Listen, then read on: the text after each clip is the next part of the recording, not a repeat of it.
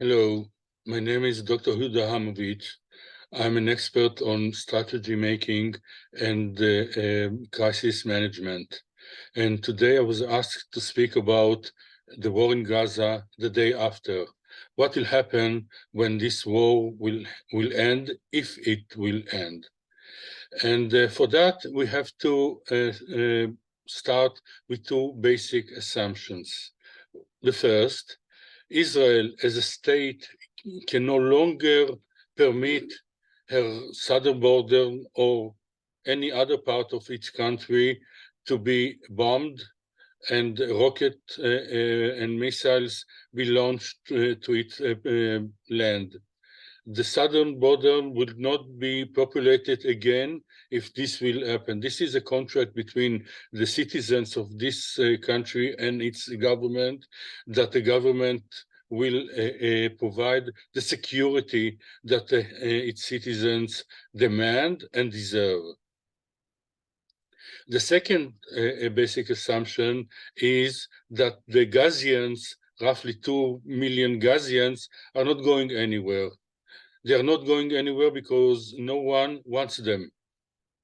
Egypt, which is the closest border with Gaza except Israel, doesn't want them, and because of two reasons. One, if they will go to Sinai, some of them, the destructive powers of them, will form a new Hamas that will undermine the regime in Egypt that tries to reform the country and modernize it.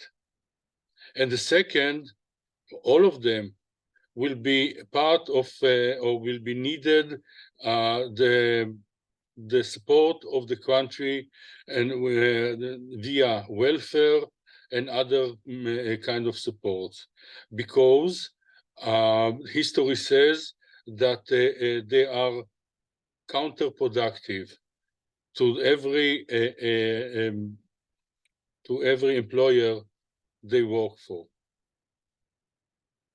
We just can examine it by those 15,000 to 20,000 Gazians that went every day to work in the kibbutzes near the border and brought money to their families and were used as spies to draw exact maps where everything is located that allowed the terrorists on the 7th of October to do the atrocities they did.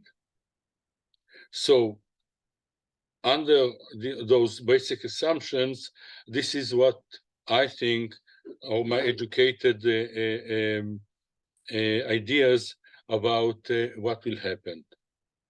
First of all, via Israel, the border for employees from Gaza will be closed. Moreover, Israel would have to create some kind of a buffer or a kill zone around the border with Gaza in order to have a line of security before they are approaching the border with Israel. So the land of Gaza that is tiny as it is will be even smaller. Second, Gaza is destroyed. Most of the buildings in Gaza and the surrounding are destroyed by the Israeli Air Force bombing. And when the Israeli will go inside with tanks and other troops, the demolition and the destruction will be total. Somebody will have to build it and rebuild it to have the Gazians places to live.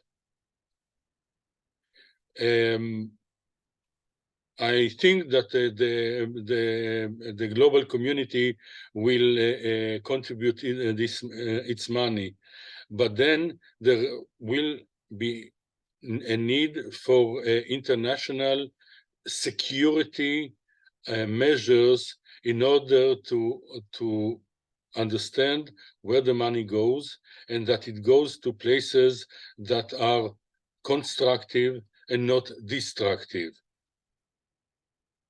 So the first stage, I might presume that there will be a military regime, Israeli one, as a transition period, months or even years, until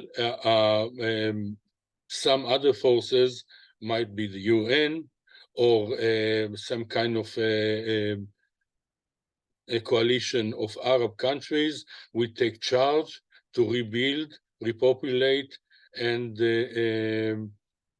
take care for the well-being of the Gazians, including schools, education, sewer system, water system, electricity, all the things that were provided by Israel, and I can understand that Israel would no longer supply it. So, and then after the transition, somebody would have to take charge of this doomed piece of land.